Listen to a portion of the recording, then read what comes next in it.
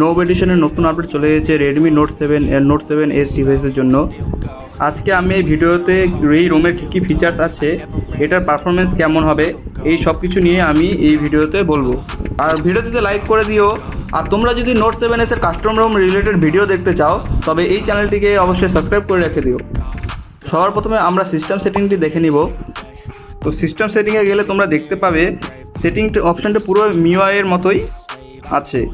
এবার ফোনে গেলে তোমরা দেখতে পাবে এখানে MIUI শো করছে, MIUI 13 শো করছে, কিন্তু এটি MIUI 12.5 উপরই চলে।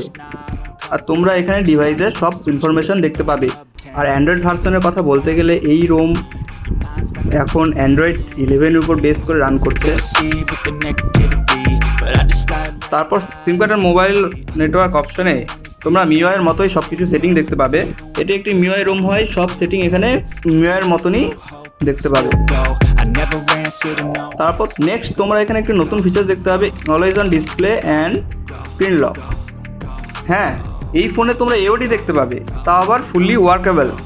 এখানে তোমরা AOD স্টাইলও চেঞ্জ করতে পারবে, নিজের ইচ্ছা পছন্দ মতো তোমরা এখানে AOD সেট করতে পারবে এবং তোমরা এখানে AOD কাস্টমাইজ পর্যন্ত করতে পারবে এবং নিজের ছবি পর্যন্ত AOD হিসেবে ব্যবহার করতে পারবে।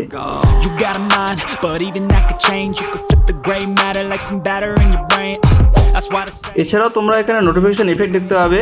এখানে তোমরা এজ নোটিফিকেশন লাইটও দেখতে পাবে, যেগুলো নোটিফিকেশন আসলে সাথে সাথে ব্লিঙ্ক করে ওঠে। আর এগুলিও ফুল ওয়ার্কেবল। এছাড়াও তোমরা এখানে অনেক কিছু কাস্টমাইজেশন দেখতে পাবে। আর ডিসপ্লে অপশনে গেলে তোমরা এখানে ডার্ক মোড, তারপর এছাড়া riding mode, brightness level, anti flicker mode, colour consume, text size যেরকম থাকে সেভাবে তো দেখতে পাবে। পরবর্তীতে সাউন্ড অ্যান্ড ভাইব্রেশনে গেলেও তোমরা সেম সেটিং দেখতে পাবে। এখানে সব কিছু MIUI এর মতনই, যেমন MIUI পাও সেভাবে তোমরা এখানে শো করবে। তারপর চলে আসে নোটিফিকেশন অ্যান্ড কন্ট্রোল সেন্টারে।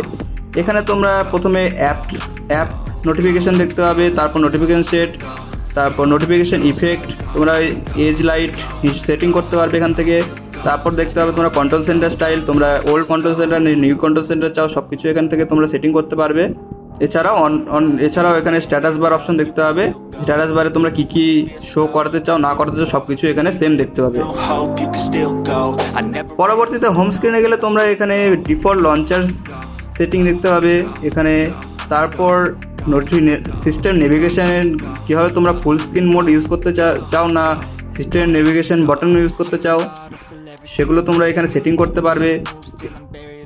তারপর হোম স্ক্রিনে তোমরা অ্যাপটা ইউজ করবে না ক্লাসিক মোড ইউজ করবে সব কিছু এখানে সেটিং করতে পারবে। এছাড়াও অ্যানিমেশন স্পিড, কীভাবে তোমরা অ্যানিমেশন চাও, কীরকম অ্যানিমেশন স্পিড চাও, তারপর আইকন সেটিং সব কিছুই, গ্লোবাল অ্যানিমেশন সব কিছুই, অনেক কিছু ফিচার্স তোমরা এখানে দেখতে পাবে। আর হ্যাঁ, এখানে তোমরা রিসেন্ট মেনু নানা স্টাইলে দেখতে পাবে, তোমরা যেভাবে চাও সেভাবে তোমরা সেটিং করতে পারবে।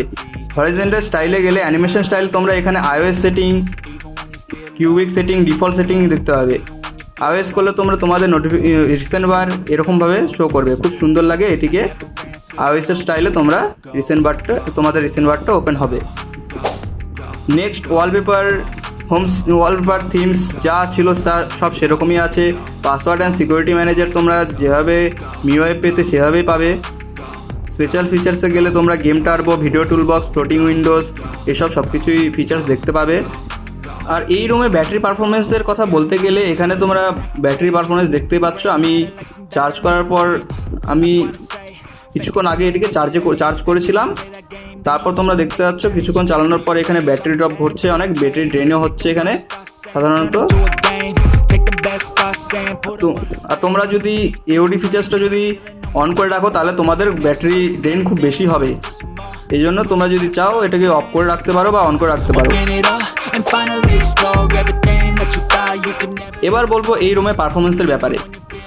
তো এই রোমটা ফ্ল্যাশ করার পর আমি এটাতে তোমরা দেখতে পাচ্ছ এখানে আমার নামানো আছে CPU থ্রটলিং, তারপর তোমার DRM ইনফো, গিগবেঞ্চ এগুলো সব ইউজ করেছিলাম, কিন্তু CPU থ্রটলিং রান করার 6 মিনিট পরেই ফোনটি অটোমেটিক পুরো রিবুট হয়ে যায়, রিস্টার্ট হয় এবং পুরো হিট আপ হতে শুরু করে। সো পরবর্তীতে আমি আর সেটিকে টেস্ট করিনি। তা বাদে গিগবেঞ্চও টেস্ট করেছিলাম, গিগবেঞ্চও রান করেছিলাম, সেটাতেও সেম প্রবলেম ফেস করি আমি, ফোন আবার হিট আপ হয়ে যায় এবং ফোনটি রিবুট হয়ে আসে। সো পারফরমেন্সের দিকে বলবো ফোনের এরকম একটি উইকনেস পয়েন্ট রয়েছে। তাছাড়া রেগুলার ইউজে তোমাদের কোনো প্রবলেম হবে না। তো এই রোমে ডায়লার দেখতে গেলে তোমরা এখানে স্টক মিউআই ডায়লারই পেয়ে যাবে। তাছাড়া মেসেজিং অ্যাপসও সেম মিউআইয়ের মেসেজিং অ্যাপসই পেয়ে যাবে। আর তাছাড়া এখানে যদি ক্যামেরার কথা বলি, ক্যামেরা অ্যাপ ওপেন করলে দেখা যাবে এখানে ক্যামেরা ফুলি ওয়ার্কেবল। তোমরা এখানে রেগুলারই যেরকম যেসব ফটো ভিডিও শ্যুট করতে চাও সেগুলো শ্যুট করতে পারবে, সব কিছু অপশানই পেয়ে যাবে। এখানে 1080p 30fps video recording, 60fps video recording পেয়ে যাবে। কিন্তু এখানে পোর্ট্রেট মোডটা কাজ করবে না। এখানে পোর্ট্রেট মোডে অনেকটা ইস্যু ফেস করবে। তাছাড়া মোর অপশানে গেলে তোমরা যেসব 48 মেগাপিক্সেল এটিও ফুল ওয়ার্ক করবে। তোমরা এখানে ইমেজ কোয়ালিটি দেখতে পাচ্ছ।